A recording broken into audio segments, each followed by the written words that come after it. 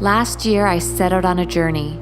Determined to write a book about North America's fly fishing history, I traveled from coast to coast, unveiling shadowed moments and forgotten people. I knew the past would surprise me, but it was the right now that ended up surprising me the most. I was born and raised in the Kispiox Valley. I was part of the logging thing that wrecked this river for quite a few years.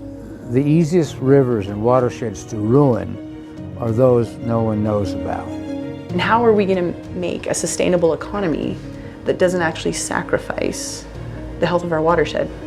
I think Bob Hooton said it best. He said people don't realize what we used to have. If we aren't careful, money-hungry, lying bastards, they're going to rape and pillage this land. Steelheading is shrinking because there's only so many places that have these big steelhead.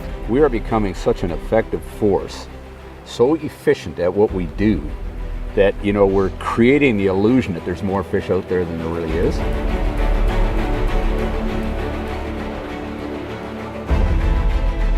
People don't like, say, films about the Kispiox or books about the Kispiox because they think it's going to bring too many people in. But if you manage the river properly, all that doesn't matter. The early steelheaders, they fought these battles too, and you do see the older pictures with the 4 dead fish spread out on the lawn, but I think we get smarter. We don't smoke in airplanes anymore either, right? So I think as things progress, we try and minimize our impact. If enough people care about a river and they love it, it's going to be really hard for somebody to go in there and start clear cutting and mining and all this kind of stuff because people won't stand for that. We've left you guys a world it's in jeopardy. Our natural resources, we've got to change the way we do business. If something isn't the way you like it, then you change it. You make where you live better. You don't abandon it.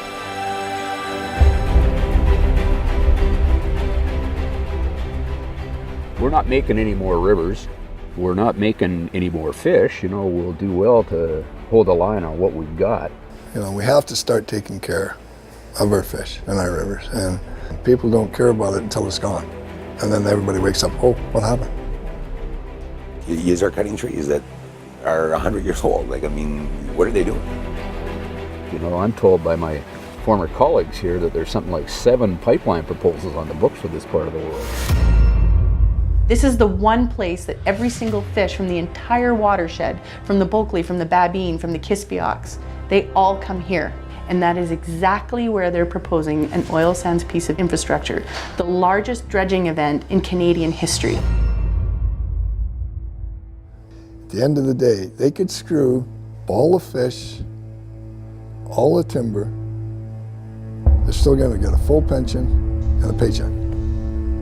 You and I, in the real world, if we screw up, we don't have a job. Those guys have no accountability.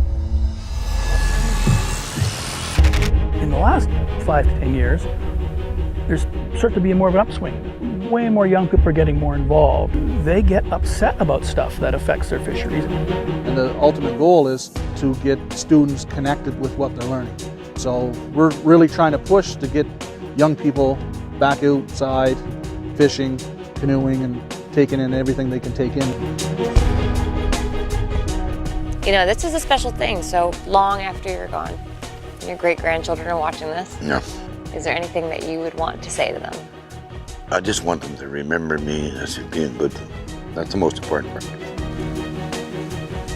If they can remember me for being with them.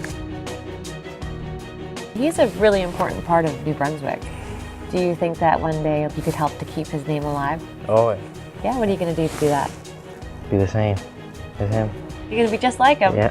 You don't think about when you're going to quit. You just go by day. You'll end with a happy life. Help as many people as you can help, whether it's a few flies, whether it's advice. There is nothing in this world any better than to help somebody. What started out as a path that led to yesterday quickly revealed itself as a trail leading to tomorrow, and it was clear that my journey had only just begun. somehow we have to lead the way.